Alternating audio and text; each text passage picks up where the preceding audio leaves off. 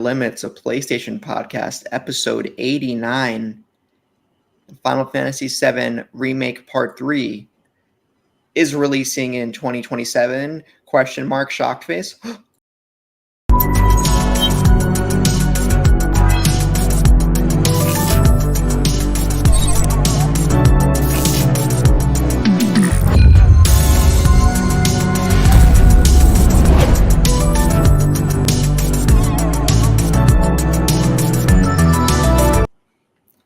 Hello, everyone. You're listening to No Limits, a PlayStation podcast, episode 89.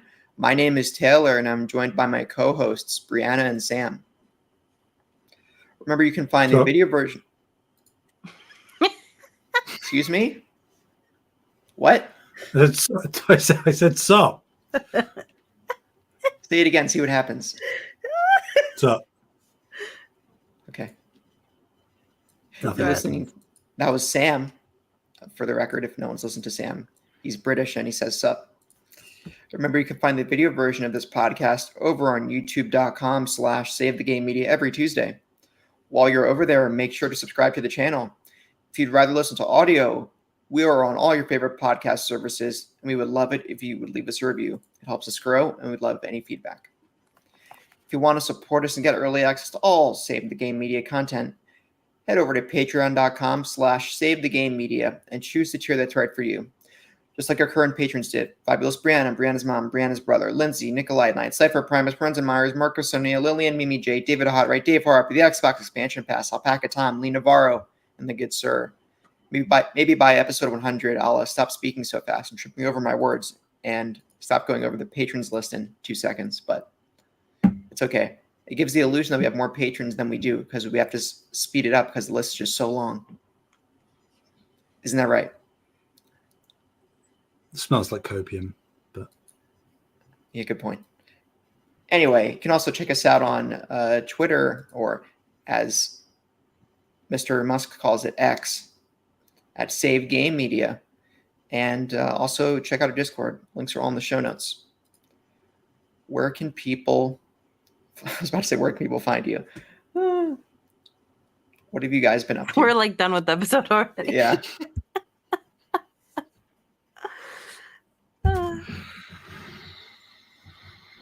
Sorry, Sam. I know I'm not unbearable. you're not unbearable.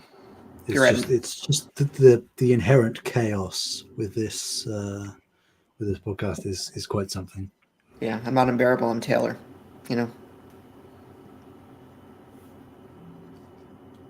Anyway, Sam's mad at me. So how are you doing, Bree? Sam's left. I am doing much better than I was last week.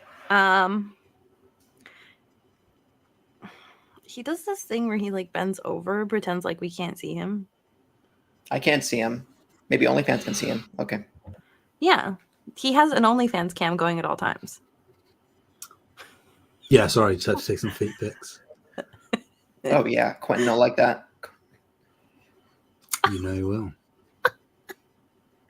Anyways, yeah. So just been reading this week, you guys. I made it to 50 books as I posted on our Discord. Holy moly.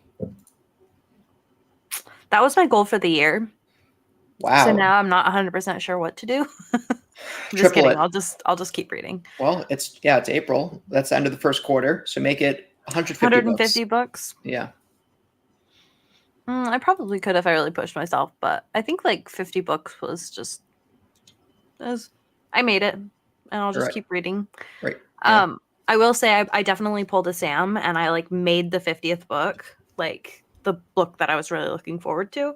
Good.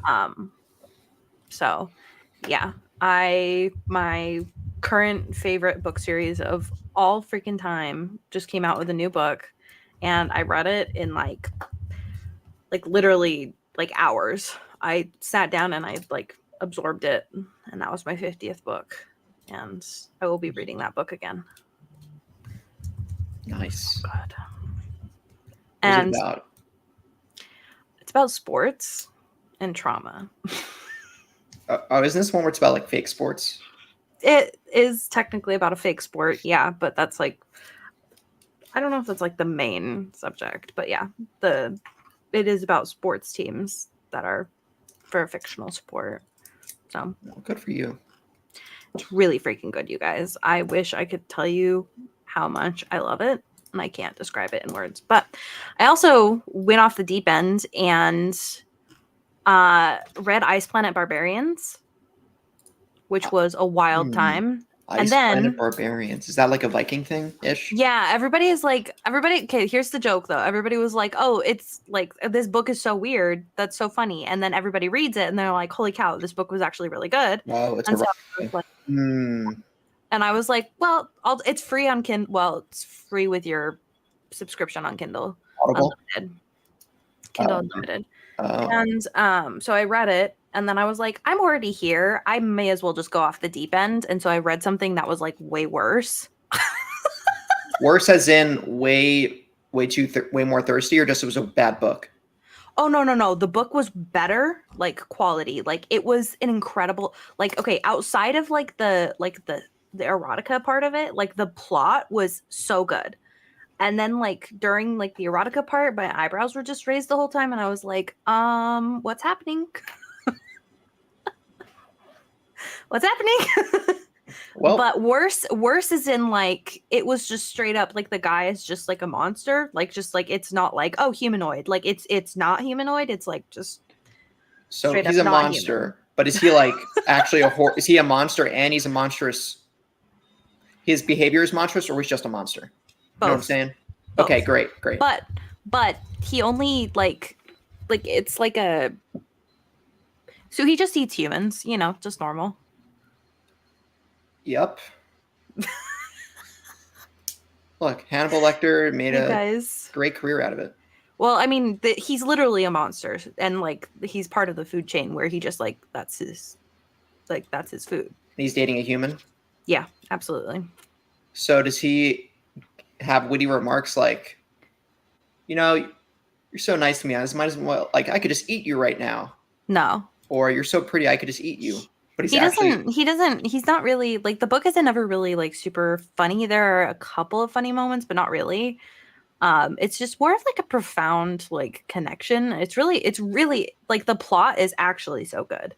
It's just like and again, like I don't want to like tell anybody that they can't be into that, because if you are, I'm so happy for you. You should read that book because it's incredible. But I wasn't into it, and so it was kind of awkward. But you liked the book. But the story itself was so good, and I will absolutely be reading more of the series. Okay. So, yeah, I really went off the deep end this week. That was the TLDR. Happens, But you did actually read. Instead of TLDR, didn't read. Yeah. Yeah, TLDR for like my long explanation that I just went into. But that's okay. What do you, Sam?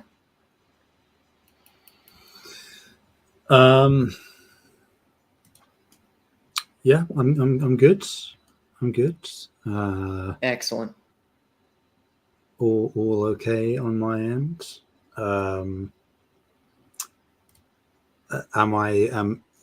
Dad, am I talking about what I'm playing now?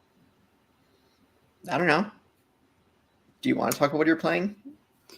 No, let's move on.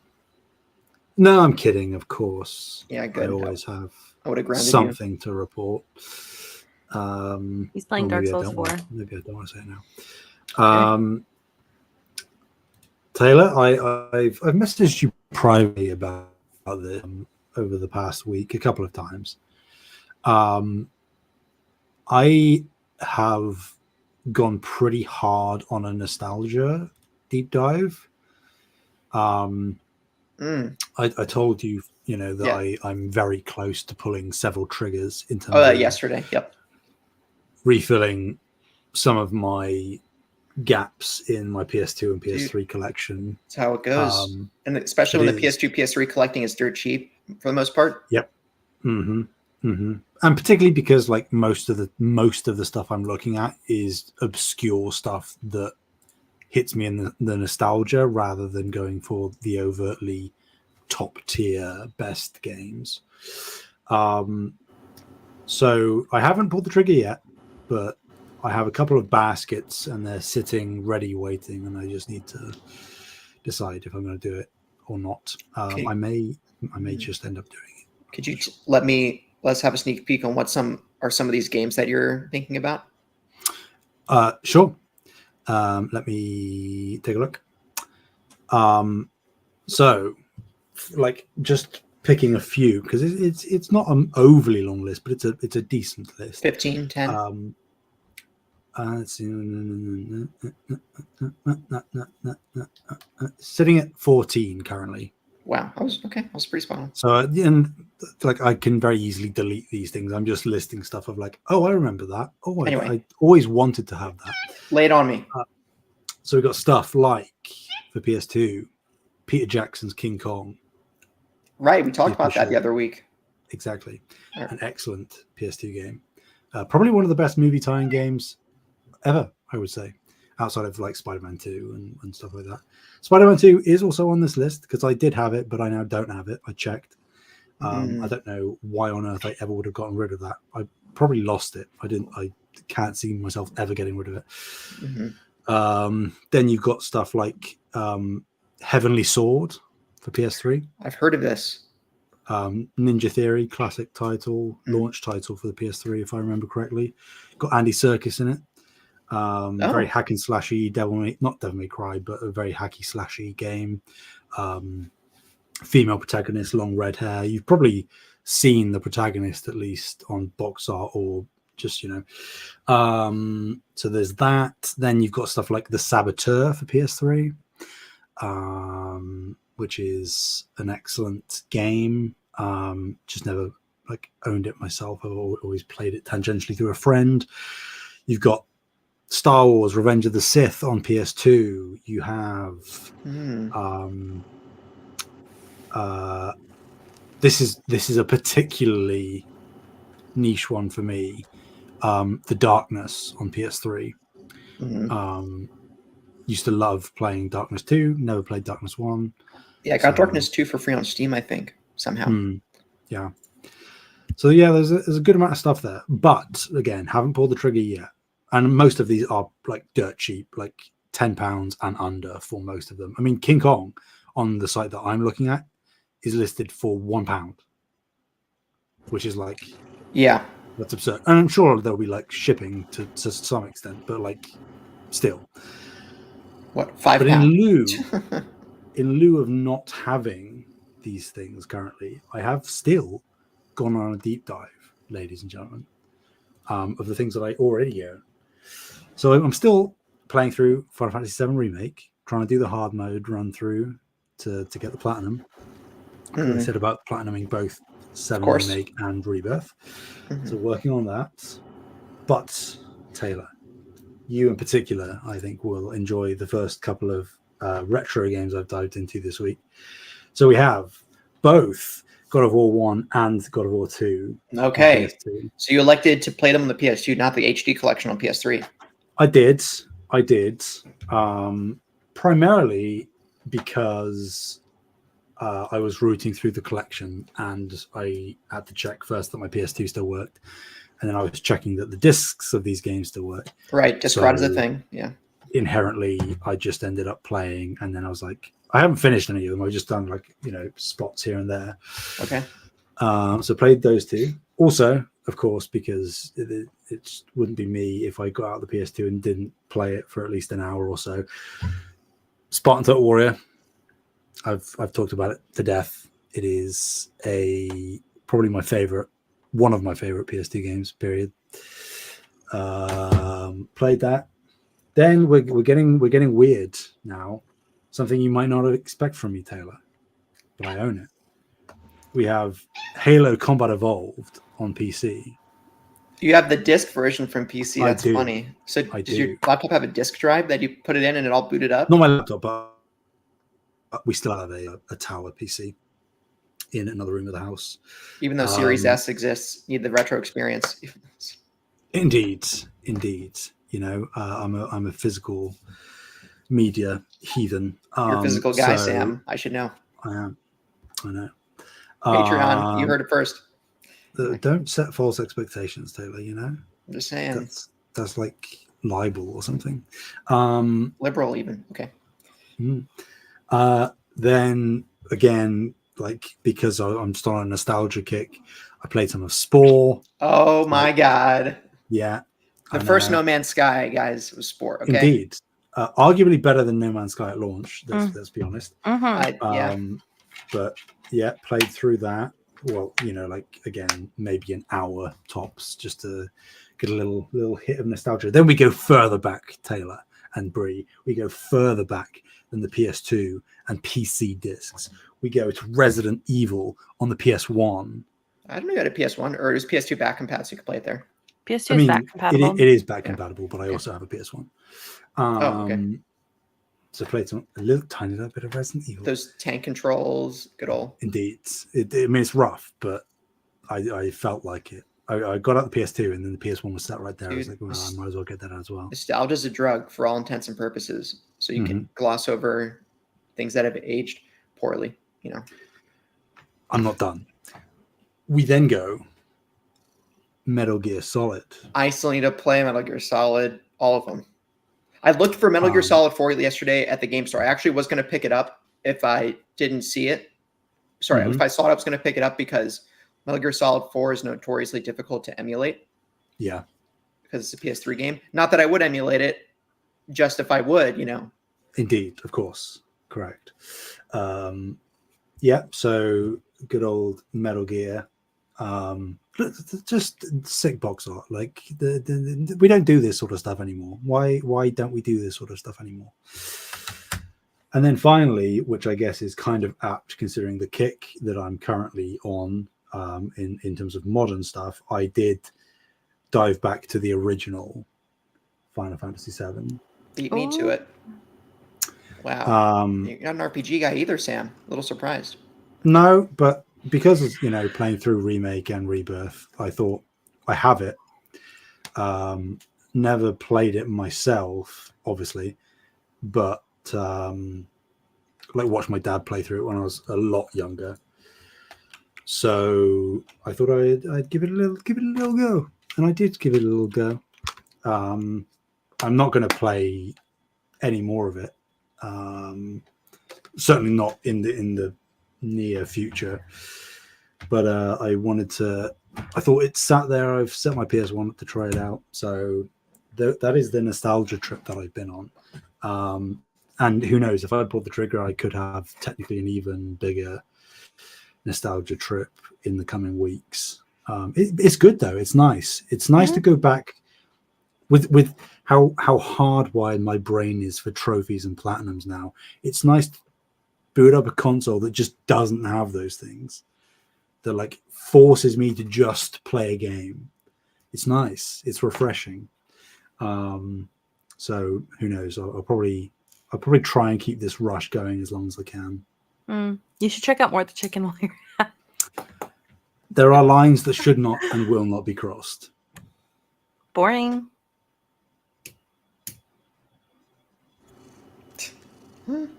I'm standing my ground.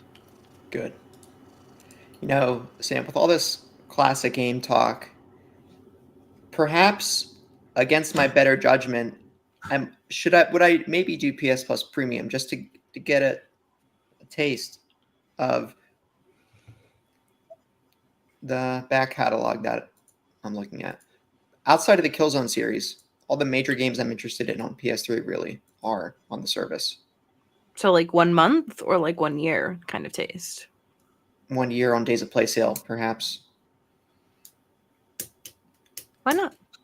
I think if the way I always view these subscription services is that so how much is it? Would it be for premium for a year? $160.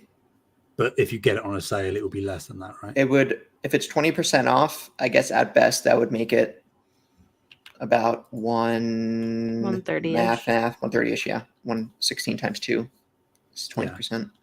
So the way I always justify it and view it in my head is, would you spend 130 in a year on games, whether they were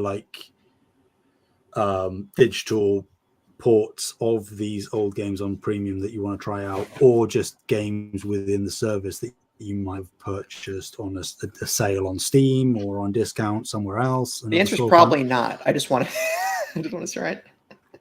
Well, now you've completely destroyed my argument. Yeah. But like, that's the way I view it. Like, I would easily spend 100, 200 a year, whether it's buying new releases as they release from first party at $70, or a handful of indie games a year, a Steam sale. All of those things, they add up.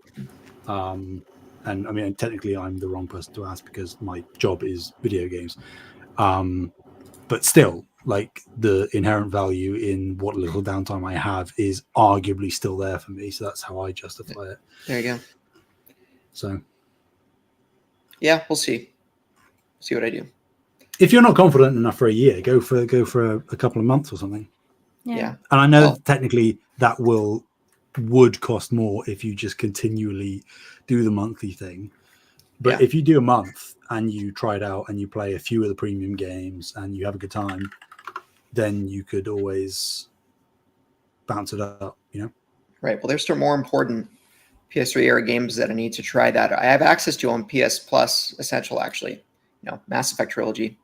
Have you never played them before? Nope.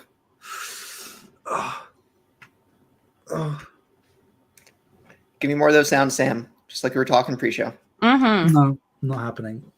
I'm not going to give you the satisfaction now. You've ruined it. You should have just let it. He may have escalated. Well, that's awesome. I'm glad thanks for the show and tell. I love it. Quite welcome. Love it. I've been... Take a guess what I've been playing. Flight Simulator? No. Huh. Control? No, I meant to play Control, but it was just Helldivers. Fair. I've played, according to Steam, in the last 2 weeks, I've played 15 hours of Helldivers, which is an astronomical amount of time for me. Damn. So, I don't know, man. Destroying robots and bugs, dopamine rush. It's a thing. So just killing bugs and automatons, trying to get more, unlocking gear, unlocking better stratagems, trying to wage war again. Right now, it's liberating planets from the automatons. They're back still. But yeah, maybe I think I'm probably going to drop off it. I think I'm going to drop off playing it as much as I have over the next few weeks. I am going to get back to Control. Maintenance sector, like I said, taking that game slowly. At this rate, who knows if I'll ever finish Control, but I know I will. Helldivers 2 is still, I'll say it again, at launch it was not pretty, but 3 weeks post-launch up to now, it's incredible. And it's not in our news for this week, but in terms of the top-selling PlayStation Store games from March, on PS5 it was Helldivers 2, number 1 on the PlayStation Store. Mm-hmm. So it's just like, but it's fun. Like, friends of the show were playing, like Carpool Gaming folks were playing. I jumped in with them, play some video games network, jumped in with them. It's just a fun multiplayer game that most people like us who don't play traditional multiplayer titles like Apex, Call of Duty, or Fortnite as much, still latching onto this one. And I hung out with a game dev friend yesterday who said they've talked to him in person and they know the audio designer for Helldivers 2. Oh. Apparently. Just how it is when you work in games. You just run into folks who just, do stuff like that. So, yeah, it's cool. But I think like audio stuff is so cool. I've had to do it for one of the games that I made where I had to do the sound effects, and it's so interesting because it's not really obvious what you should be making a lot of sounds, right? Like if it's not just walking or something like that, it's not necessarily oh, this is what it should sound like. Right. So, yeah. It's fun. And yeah, I know in some practical effects, the way they would make certain sound effects, 30 to 50 years ago was just really funny behind the scenes words. We have this two random objects, but when we rub them together or do something like this, it makes this sound that sounds a lot like this. So we're going to keep it in there. Like the Darth Vader was scuba. I think like a scuba respirator or something. I don't know. Something like that. But anyway. Yes. So that's what I've been doing. I will play more Control this week. You have my word. I want to explore the maintenance sector, and I need to find out what happened to Dylan. You know? Mm-hmm. As one does. Mm-hmm. Yep. So, that said, I guess we'll jump into the news this week. First, pretty easy one. We've officially got our PS Plus catalog updates for the month of April. This comes to us from Adam Michelle at PS Blog, which includes, as we talked about last show, Tales of Kenzera, Dave the Diver, Day 1, but also Animal Well for PS5. So it actually launches on May 9th, but I guess they're making the announcement or the pre-order for PlayStation Plus subscribers available this month. Yeah, because you can't pre-order it at time of recording on the PS Store, so I assume they're just getting out ahead of pre-orders going live, so they don't have to potentially refund or cancel a lot of pre-orders. Yes. Oddballers for PS4, Construction Simulator for PS4 and PS5, The Crew 2 for PS4, Raji and Ancient Epic for PS4 and PS5, Lego Ninjago, the movie video game for PS4, Newer, Play With Your Food for PS4 and PS5, Deliver Us Mars for PS4 and PS5, Lego Marvel's Avengers for PS4, Miasma Chronicles for PS5, Stray Blade for PlayStation 5, and on the classic side of things for PS Plus Premium, Alone in the Dark New Nightmare Edition, which is the original PS1 version is coming. Also, Star Wars Rebel Assault 2, Hidden Empire, and Medieval. So, solid additions with, I think, Animal Well, Tales of Kenzera, and Dave the Diver. The others seem all right. I'm curious if you've played Lego Marvel's Avengers, Sam. But of course. Of course, yep. Of course, Taylor. What a silly question.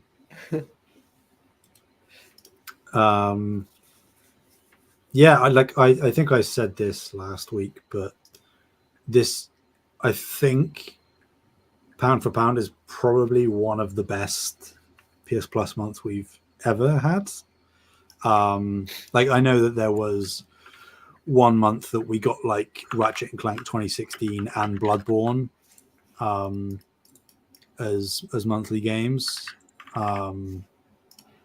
which is undeniably probably the best in terms of the quality, but the number of day one drops, the quality of those games, the sort of caliber and expectation for a number of those games, alongside the regular, usual, not fodder, but junk food type games that will appeal to a breadth of people, but not necessarily us.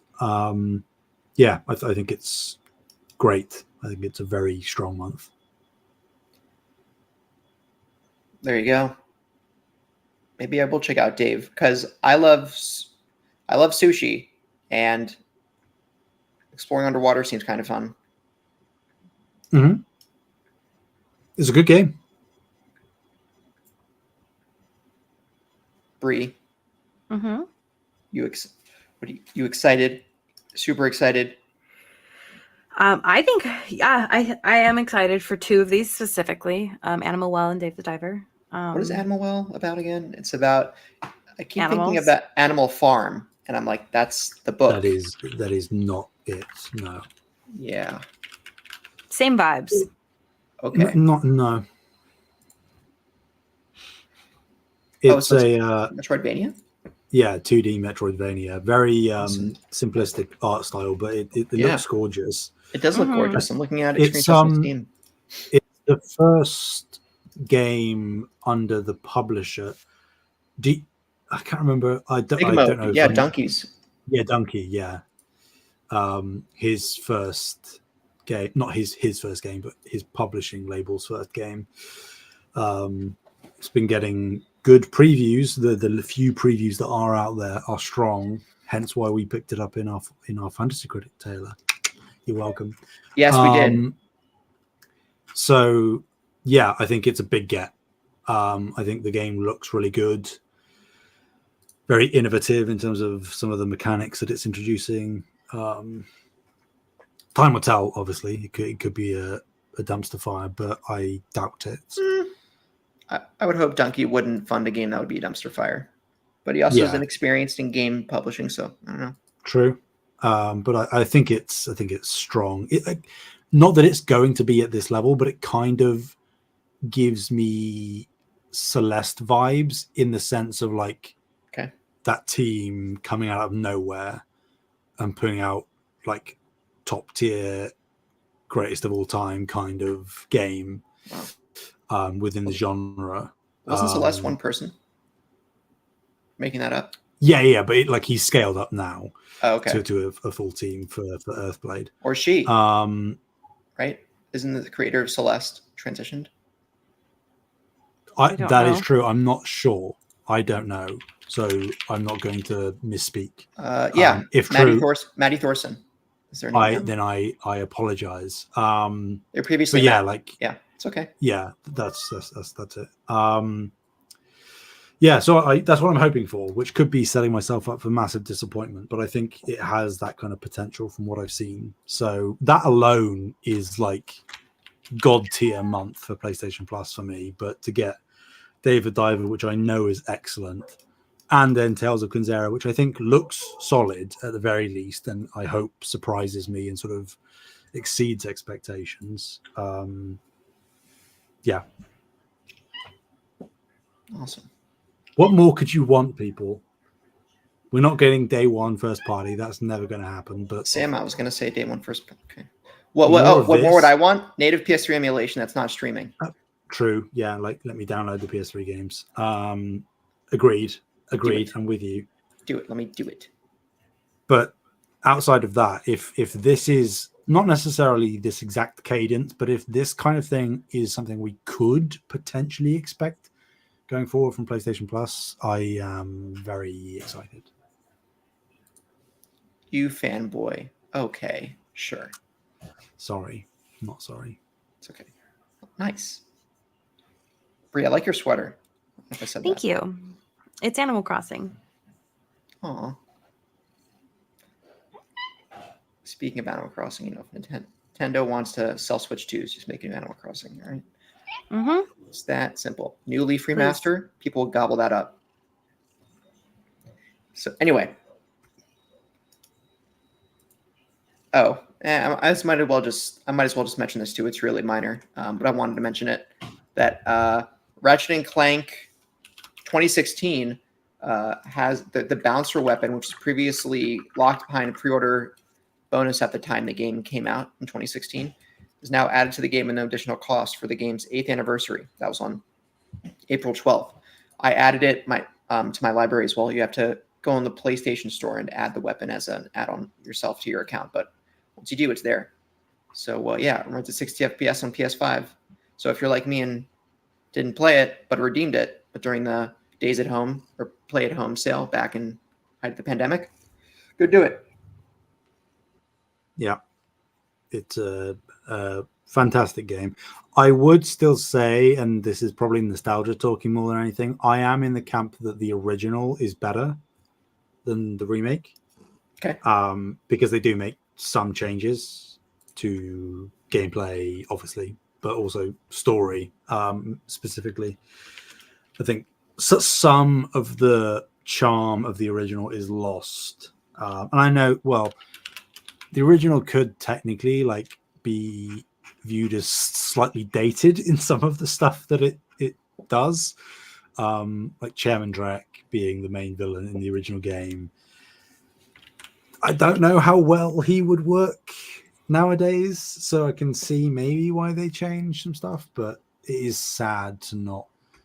It is basically a brand new story. It starts in the same place and kind of ends in a similar place, but the entire rest of it is drastically different. But that doesn't detract from the fact that it is a very good game that people should play. Do it. Do it.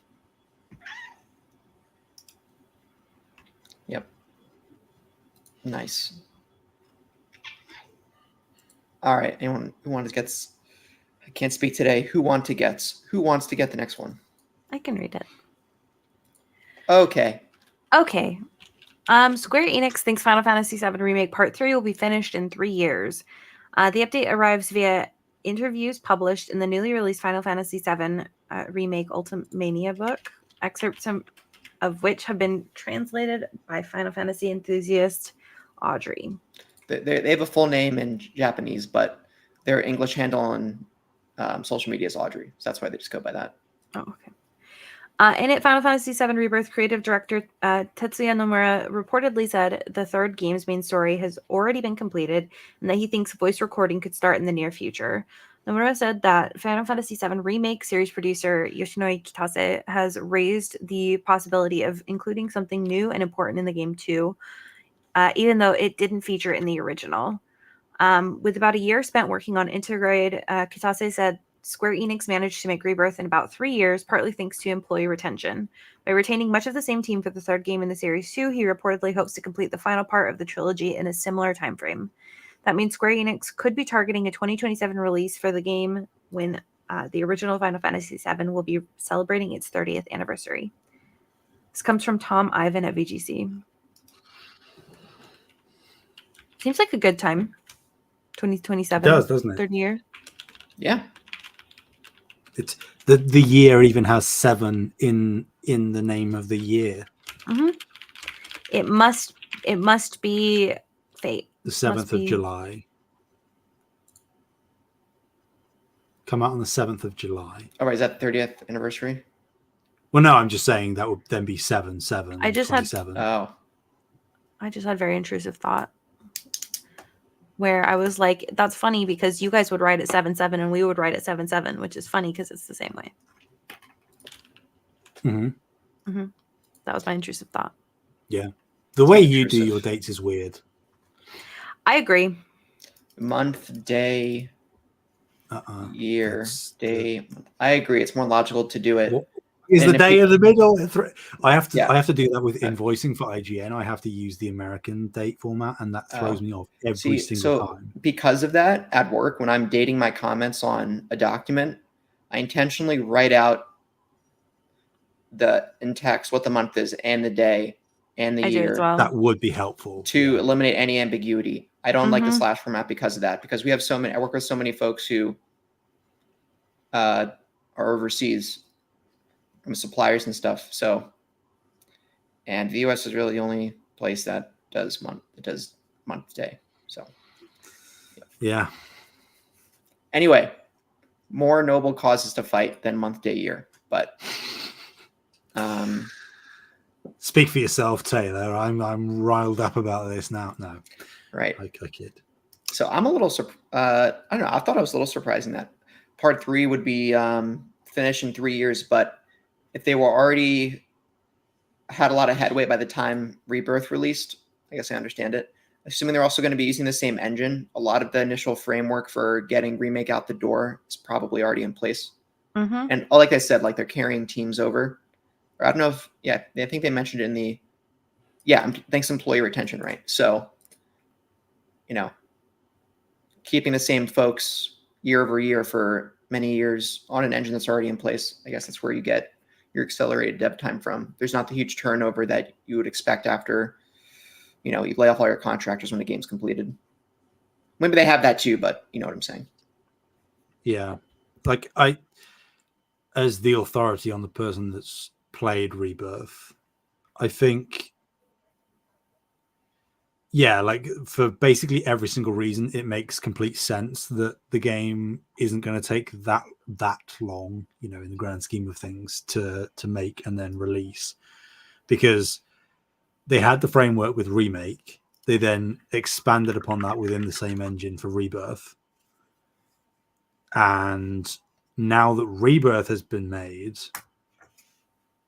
like part 3 is going to reuse the same open world. So all of those assets, all of those environments, the open world as it presents in Rebirth is there, like it's done. So all you really have to do, outside of a few new areas, from what I can remember and or understand of Final Fantasy VII story, as it exists traditionally, outside of a few new areas, it's mainly like setting up the mission structure, cutscenes, VO, all of that stuff. The majority of the work, I would say, is actually kind of done, particularly because they've got the employee retention and then the framework and everything. And I think I'm not surprised in the slightest, because yeah, like they aren't. I don't think, and I'm not trying to be hyperbolic, I don't think there is a way that they can one up what Rebirth does. Like, I think Rebirth is such an incredibly strong video game, and the way that it is designed is pretty meticulous and very well executed. I don't know that they are going to shake the boat all that much. So now that they've got all of the structure in place, they can actually now instead shake up the story stuff, focus on that, and making it a satisfying conclusion, rather than trying to reinvent the wheel in the way that Rebirth did from Remake. That would be my assumption. All right. Well, I'm trusting you, Sam. That's a dangerous game. Like Lord of the Rings, like Frodo says in Lord of the Rings. Wait, is it Lord of the Rings? There's some Frodo and Sam are in Lord of the Rings, yes. I trusted you. You failed. No. Oh, no. I'm thinking of The Dark Knight, when Michael Caine says when Batman, or Alfred, when Batman, kind of fake died. You trusted me. Uh-huh. I failed you. Don't fail me, Sam. That's what I'm saying. I'll cross my heart. All right. Good. God, I want a new Batman game. That's good. Go play Suicide Squad. No. That's got Batman in it. Nope. Mm-mm. Hashtag you not could my just Batman. run around and say, I'm Batman. It's true. It's kind of like playing mermaids, but just running around. And I could just play Arkham Origins, which I do haven't played, which I know is the black sheep. Anyway. Underrated, though, I would say. Yeah. People get mad at him because it's not Kevin Conroy and it's not Rocksteady, but I heard the boss fights were fantastic. Yeah. Like there's a dead shot. It's a dead shot or death. Keep mixing Deathstroke and Deadshot up. It's Deathstroke. Deathstroke, yeah. Deathstroke, yeah. Deadshot's the Will Smith. What are we? Some kind of Suicide Squad? That's that character. Deathstroke is the one with the katanas. The katanas, right? Yeah. Yeah. Nice. Also interesting, like a complete tangent, but just because you raised it, and I think it's the only time you'd ever get to say it on this podcast. Also, what Deadpool is based on, or a riff on. Okay, so I'm glad I wasn't crazy when I saw Deadpool and Deadshot, and I thought, why are these guys looking so similar? So Marvel they have very similar names. Did Marvel, who ripped who off? You said Deadpool ripped off Deadshot? Yes. And they combined it with Deathstroke for. Yeah, take the guns and the katanas, smash them together with a really witty attitude. Mm-hmm. Unbelievable. That's how it works. It's okay. Deadpool's fun. Deadpool, the video game, is also a little underrated, I think. It is. I bought that specifically not that long ago because I wanted to own it. And I know that it's kind of rare. There you go. There you go. Platinumed it too. So true. Well, speaking of Final Fantasy VII, Sam, would you like to take the mantle on the next story? Sure. So coming from Vicky Blake at Eurogamer, Final Fantasy VII is apparently underperforming. Question mark, exclamation point, gone wrong? Shock face. Oh my god. Stonks. Final Fantasy VII Rebirth has reportedly sold, quote, about half, end quote, the sales of its predecessor Remake in the same timeframe. That's according to industry analyst Daniel Ahmad, who confirmed earlier today, which is at the time of the writing of the article, that the highly anticipated RPG is, quote, underperforming sales-wise, end quote. When asked to justify his statement, Ahmad added, it's selling about half of what Remake sold in the same time frame and looks like it'll have a weaker tail, in brackets, prior to any PS Plus-like release, close bracket. When then pressed for a source, Ahmad confirmed that the sales data comes from, quote, equities research reports who are getting the data from the usual trackers, end quote. As some fans have pointed out, the two releases aren't strictly comparable, as Remake was released when most of the world was in lockdown at the start of the COVID-19 pandemic. Remake's release in April 2020 also predates the current cost of living crisis and at the end of the PS4's lifespan, whereas Rebirth is currently only playable on PS5. Yeah, so like, I was it just before recording that I raised that with you, Taylor, or was it? Yeah, it was. Recording? Yeah, like fair that if there is cold hard statistical fact that it's underperforming, fine, but to suggest that it's therefore failing in comparison to Remake is a bit disingenuous, I think, considering the outside external factors that were impacting both games' releases. I think that. Yeah. The global condition.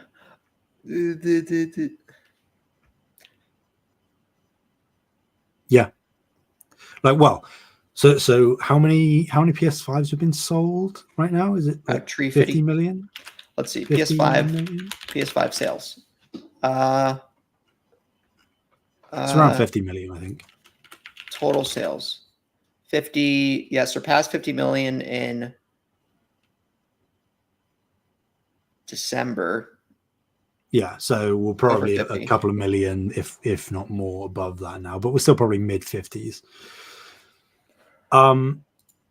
Yeah, like I think that Remake released at the very end of the PS4 lifespan when more people were at home playing, and the PS4 had an install base of 100 million. So the attach rate might technically be lower, but you have to factor in that you are looking at a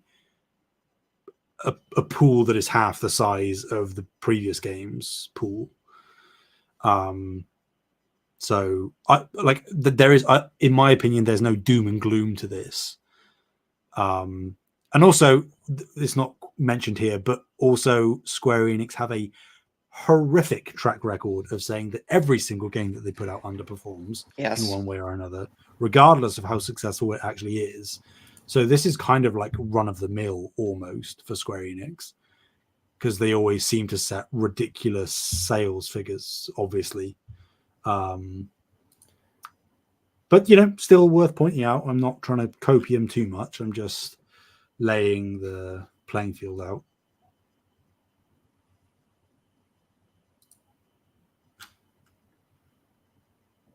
It's true. Well said. Thanks.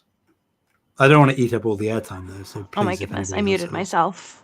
What I was going to say is that I think that another thing with this game in particular is that, like, some people are probably waiting for the third one to come out and playing all three, or they're like just now starting to play the first one before playing the second one, stuff like that. So I think that this game will sell well long term. Like, I think it's going to be like a slower burn than a lot of games, where it's like that initial push, yes, is a lot, but I think that they will end up selling a lot of copies over a long period of time. Yeah, I don't think I agree with Daniel Ahmad, but when he says that it's going to have a weaker tail than Remake, I don't think I concur with that at all. Because like Rebirth is just definitively a better game than Remake, in my opinion. So like, and also it has, I think, more approachability than Remake does, even though it's a sequel and you kind of need to have played Remake to fully understand Rebirth. It's got the open world, it's got the checklist activity stuff that a lot of people just enjoy whittling their way through, Yeah. I doubt a lot of people will do like just play this game without playing the other one though. For sure. I also like I don't know what your guys' thoughts on this are, but also technically Rebirth does have a shorter exclusivity window on PS5. Like like I think the exclusivity is like 3 months or something before technically really? a PC version could come out. Okay. Whereas Remake was like at least a year, I think. Yeah. On PS4. So like that shorter exclusivity window could mean that a fair number of people are waiting to pick it up when it does come out on PC, probably by the end of the year, and therefore have the opportunity to run it at the best graphics and FPS. And, that could be a reason, because it's very transparent that if you're paying attention to this game enough to know when it's coming out, you probably also know that it's going to come to PC in the same way that Remake did. And then you will, on top of that, by proxy, then know realistically that the exclusivity on PS5 is 3 months or whatever it is. That's not to say that in like a month and a half's time, they're going to announce a PC version. But I'm also not saying that. They could do it. That's the point. They could do it.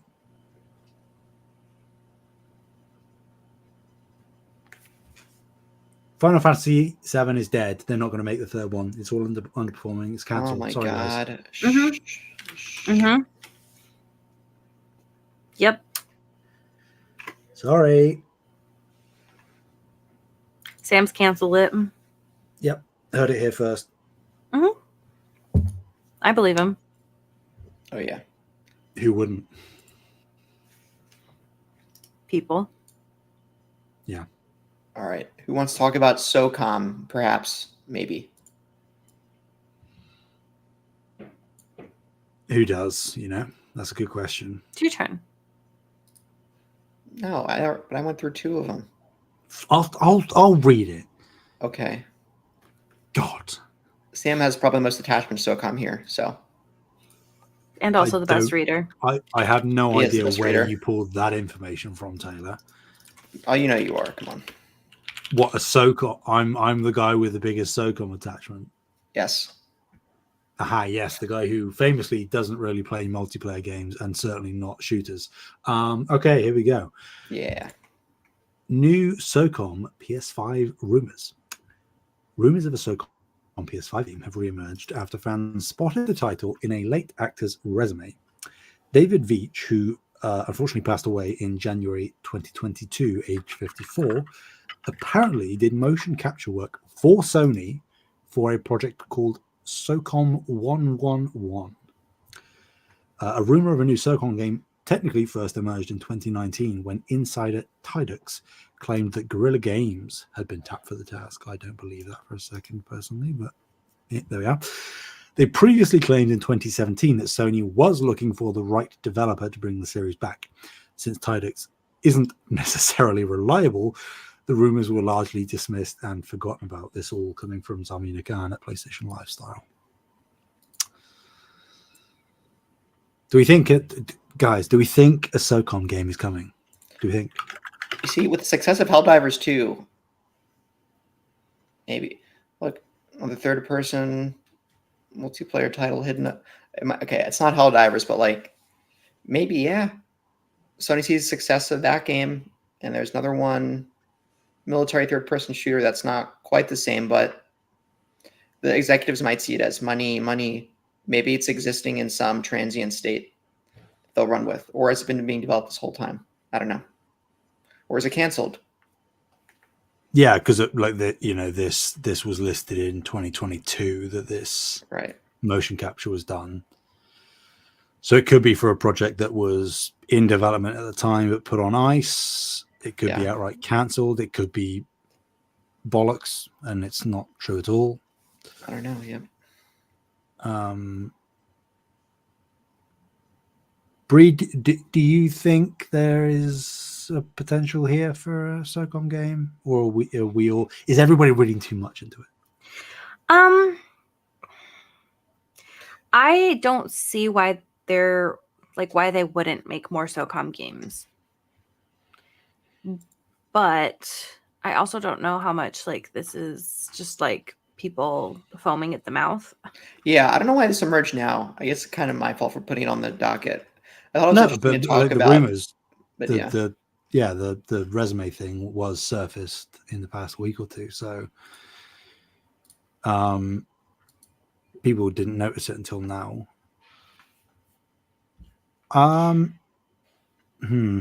Yeah, I don't know. I think that like I think we'll get more SOCOM eventually. I just don't know when / what / who all that developed stuff. SOCOM People. originally? Zipper Interactive.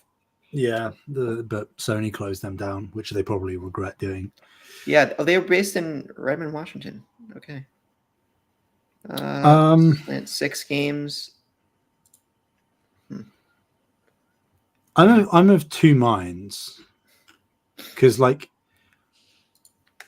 the logical side of me goes that even if this specific thing isn't true, and or the game was in development but was cancelled and or put on ice, in a world where Xbox now own Call of Duty, Sony might want to try and revive their, not that it was ever necessarily flagship, but their primary shooter franchise, the OG for them. And again, like you were saying, Taylor, whether it was cancelled, put on ice, not real, or whatever, now up in a post Helldivers 2 world, it could be something that happens eventually. But I'm also thinking, is there room for a SOCOM in 2026? You know, like when Call of Duty exists, when Fortnite and Valorant and Apex and all of these multiplayer shooter games exist and occupy time, SOCOM never, as far as I recall, ever really did anything that inherently unique or different than other shooters at the time. Neither did the original. Well, Helldivers 1 was unique, but like the way Helldivers 2 exploded on the scene. If Helldivers 2 didn't exist, Sam, I would have agreed with you. But now I'm like, I don't know, it feels a lot more open range. But like inherently, SOCOM is just a boots on the ground regular soldier game, right? Whereas Helldivers 2 has the tongue-in-cheek humor, it has the sci-fi setting, it has the bugs and the Terminators, and it's, you know, PvE really, not PvP. So exactly. So like, I still think that there is potential for a SOCOM game, maybe, but my mind would say they would have to pick things up, and then at that point, is it really a SOCOM game? Why not just call it something else? Because if it's a SOCOM game just in name, then I don't really see the point, because you're just trying to capitalize on the name recognition, and I don't even really know that there is much name recognition for SOCOM nowadays. And also, again, the like personal part of me is like, well, why wouldn't they just revive Killzone or Resistance or something that does have unique elements to it? Even if they rebooted Killzone or Resistance into a first and or third person shooter in a SOCOM-esque vein, multiplayer shooter kind of thing, I don't know why they wouldn't do that and have a shooter that is at least going to stand more apart from competition than a quote unquote generic SOCOM shooter would. Yeah, it's weird. It's like Schrodinger's cat. I believe this, but I also don't believe this. And there's no way of knowing until the box gets lifted, and Sony is the one that's going to maybe lift the box one day. I don't know. It's true. I mean, I think the thing with SOCOM is that it does have like name recognition, So I think that helps it a little bit. But I also agree with what you're saying of like, it doesn't necessarily have anything unique to make it something that would survive in today's gaming environment. That's not to say that they couldn't make it unique, though. Like, if they were to make a new SOCOM, they might be able to innovate enough to capitalize on the name recognition as well as moving itself into a unique space. But I think that is wishful thinking. Not that I really care about SOCOM, but yeah, like my only counter argument would be is that I've never heard a single person say that they want SOCOM to come back. Whereas I have heard people say that they want Killzone to come back, or they want Resistance to come back, or they want X shooter to come back.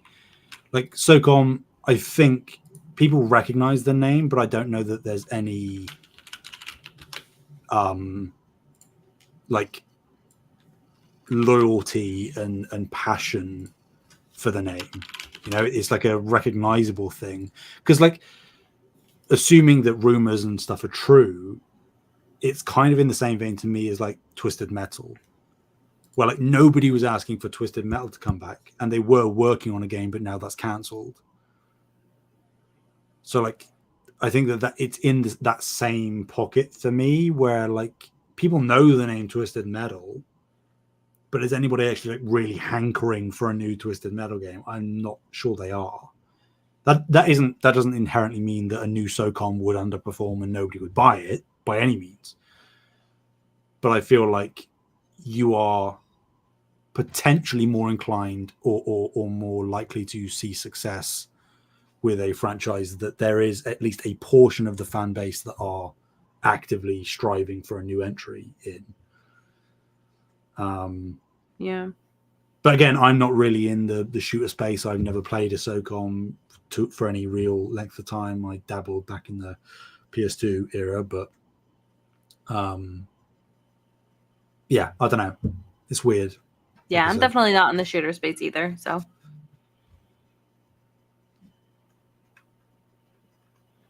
just do something shooter related. PlayStation, like you need a shooter. And I know technically, Resistance, right? I mean, of course, and then Killzone, just below that.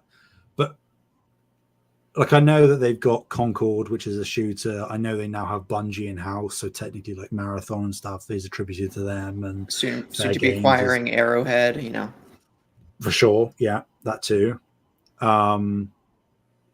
Yeah, I did like they need something. So if it has to be a SOCOM in order to fill that gap that they've got in their portfolio, then fine. I prefer something else, but they need something. So if they settle on SOCOM, fine. Okay. Well said.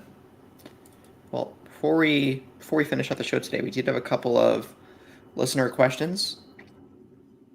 From first one comes from what, Sam? No, I'm just waiting in anticipation of the questions. Okay. God, you're on my last note. I'm just kidding. Okay, Brandon says, how do you folks feel about the Stellar Blade developers feeling worked about how hardcore players have been tackling the demo, quoting, "Please go easy on it"?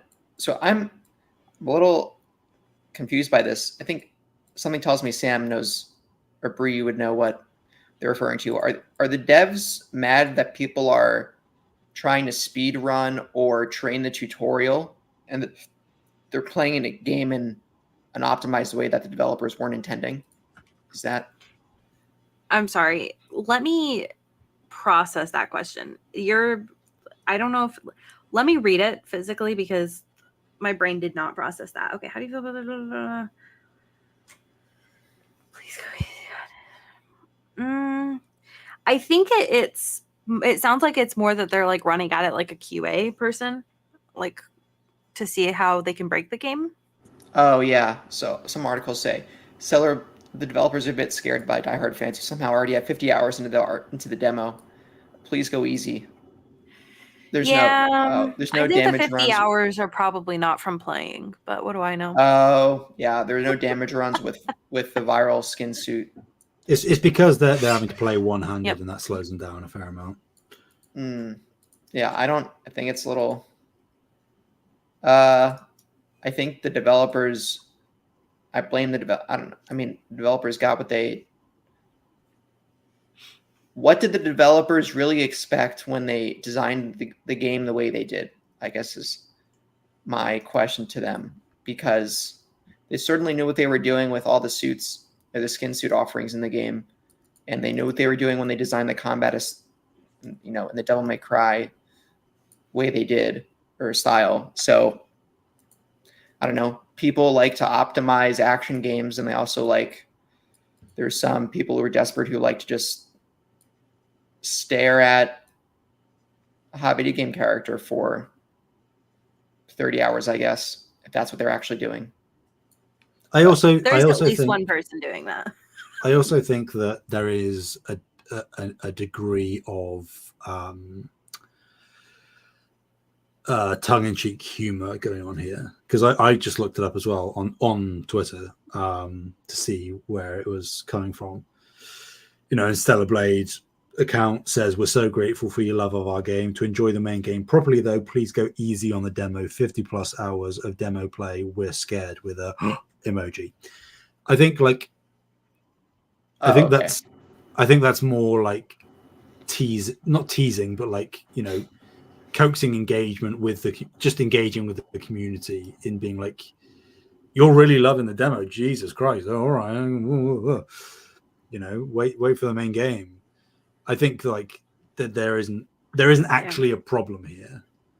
It's more the devs are like, "Wow, you really love the demo. Some of you really love the demo, huh?" Which is fine. I don't think there's a problem here. I could be misreading it, but I don't think that there is any real sincerity to the devs being worried or anything. No, because like you say, that how could there really be a problem? Like, people are playing the living crap out of your demo. That's nothing but a good thing. For whatever reason they're doing it, that's a good thing. Right. I didn't realize it was that tongue-in-cheek. I thought the devs were saying that seriously, and I was confused. Gotcha. No, I think that they're concerned about how degenerate people are. I mean, that too, inherently. Yeah. Right.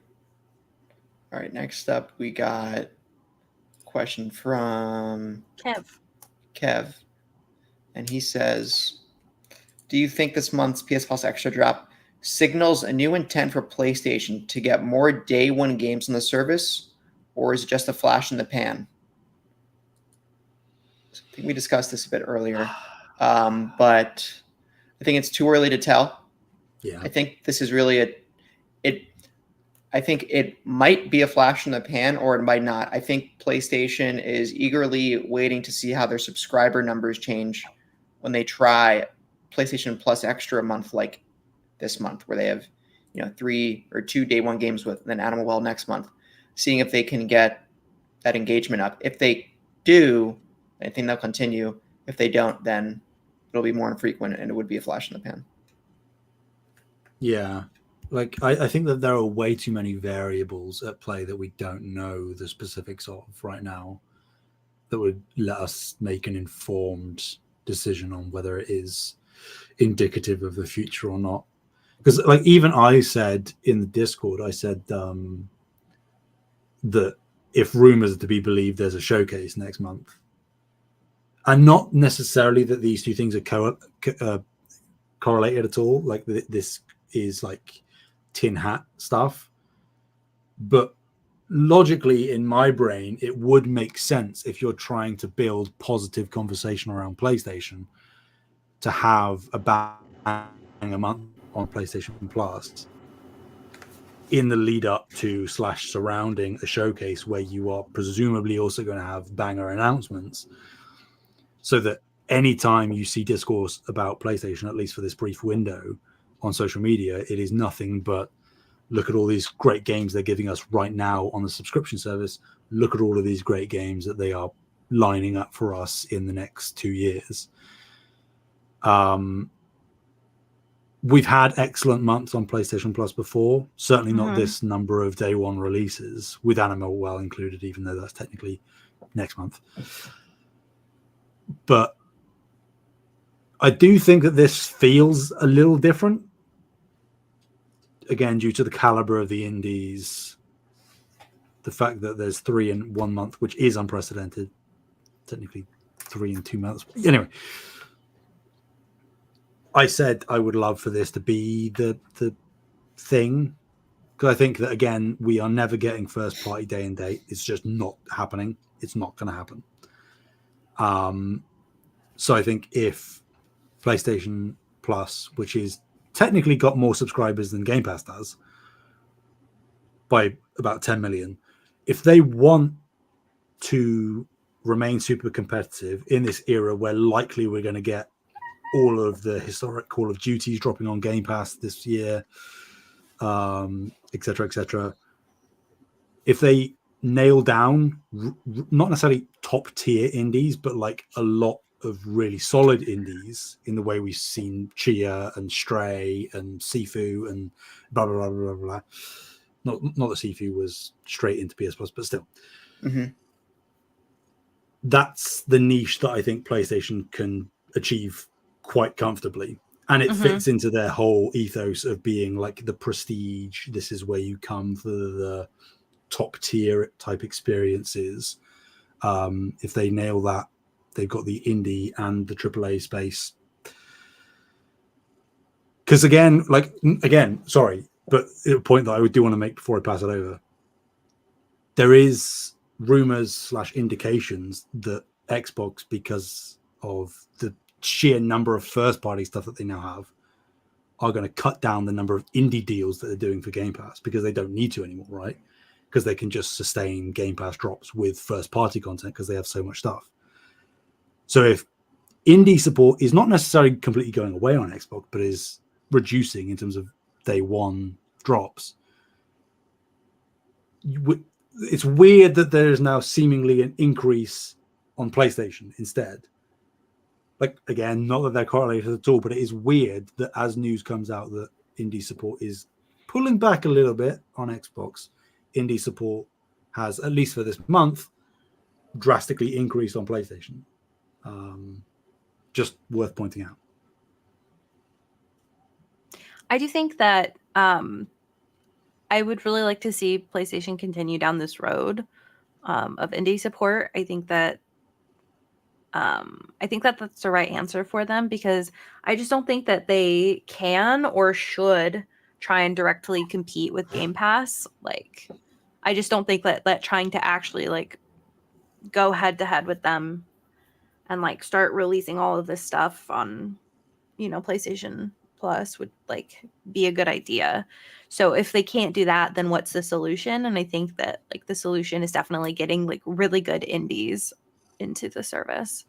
So I think that that's definitely the right answer for them. And also a good niche just in general. I'm excited about it. So Nice. Work it, Shuhei. Work it. Shuei's going to retire soon. Don't say No. that. That makes me sad. You're right. Or Don't is he retire. going to become CEO? You never know. Again? Yeah, it could happen. I don't think he'd want it to, but He's I too don't old. think he would either. But I don't think he. I don't know. I love that guy. He's Jim like Ryan such was a cool guy. 120. You don't know I Shuhei. think Maybe he's a horrible person. That seems very unlikely. Don't meet your heroes. I wasn't trying to meet Shuhei Yoshida. I was I trying don't. to admire him from afar. I want to meet Jensen Ackles. I The want to weirdest meet. pull. It's not that weird. Have you seen Jensen Ackles? I mean, yeah, of course. I'm not saying that wanting to meet Jensen Ackles is weird. I'm just saying, like, jumping from Shuhei Yoshida The to same Jensen thing. Ackles is I want to weird. meet Sam. I want to meet Sam. When's The Yay! Boys season 4 coming out? That's July, I think. Oh, you're July. I Yeah, am June. July. June. Yeah, Okay. that is true. Sam is July. Nice. Anyway, yeah, I do want to meet Sam. I want to meet Sam. I don't know what to do with this information.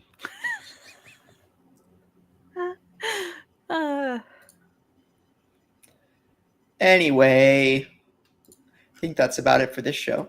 I can't believe we didn't get any weird noises. Don't. Mm-mm.